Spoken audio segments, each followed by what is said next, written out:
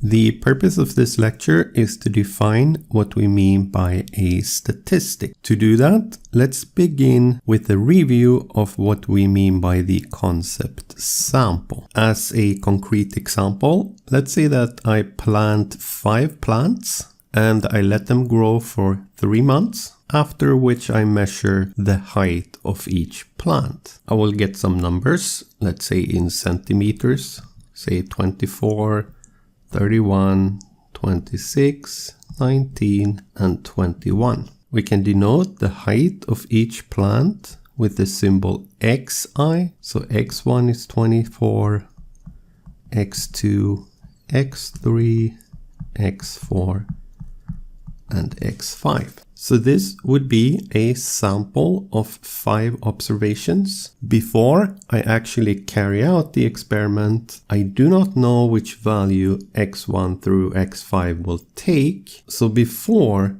the experiment, I consider x1 through x5 to be random variables. After the experiment, I have the values, so x1 through x5 are real numbers.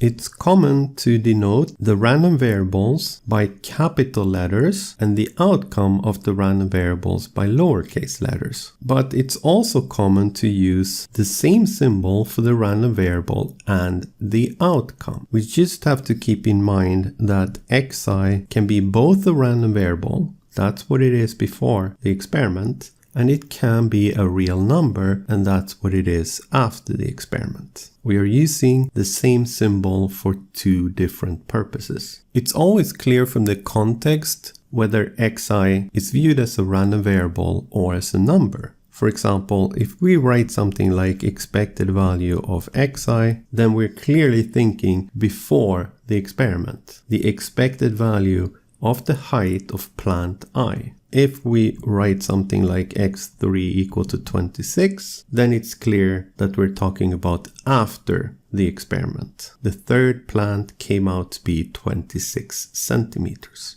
A sample can also be viewed as a random drawing from a population. However, in many cases, it's hard to visualize what that population is. For example, if we plant 5 plants and we have a sample of 5 observations, it is kind of hard to visualize what population this sample is drawn from. So it tends to be way more useful to simply drop the idea of a population and view our sample as a sequence of random variables before the data is collected and as a sequence of numbers after we have done the experiment. So let's define what we mean by a statistic. I have a sample, I have a function. This function has domain Rn and codomain R. I define z as g of x1 through xn, then z is a statistic. In other words, any function of your sample is a statistic. Before the experiment, x1 through xn are random variables, which means that z is a random variable. After the experiment, x1 through xn are numbers, which means that z is a number after the experiment. The 2 most important statistics are the sample mean and the sample variance. The sample mean, for example, it has 2 different interpretations. The before experiment interpretation and the after experiment interpretation. Before the experiment, all these xi's are random variables, which means that the sample mean will be a random variable. The sample mean will have properties such as a distribution, an expected value, a variance, and so on. After the experiment, we just have a bunch of numbers like this, and the sample mean is the simple average of these numbers. The calculated sample mean is then viewed as a drawing from the random variable x bar. The exact same thing is true for the sample variance. We have a before and an after interpretation of the sample variance.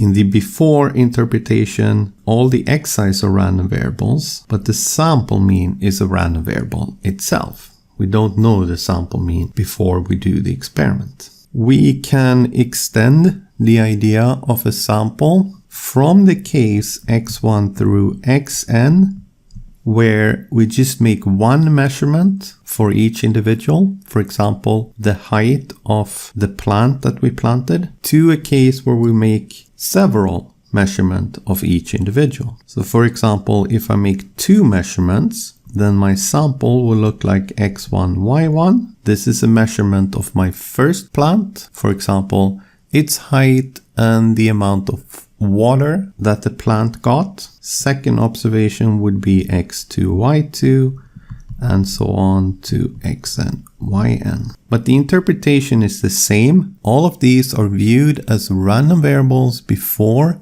the experiment, and all of them are viewed as constants after the experiment. So a third example of a statistic, which we can define in the case where we have more than one measurement for each individual, is the sample covariance. The sample covariance defined using the following formula.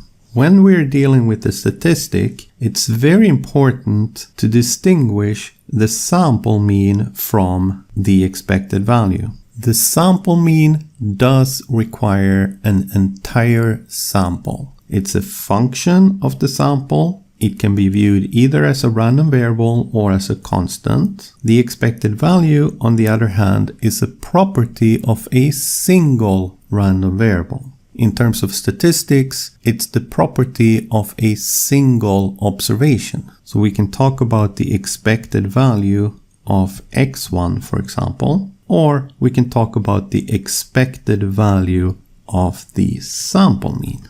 The same is true with the sample variance and the sample covariance. We need to distinguish the sample variance from the variance. The variance, just like the expected value, is a property of a single random variable, while the sample variance is based on a sample. Since we can view the sample variance as a random variable before the experiment, we can talk about things like the expected value and the variance of the sample variance.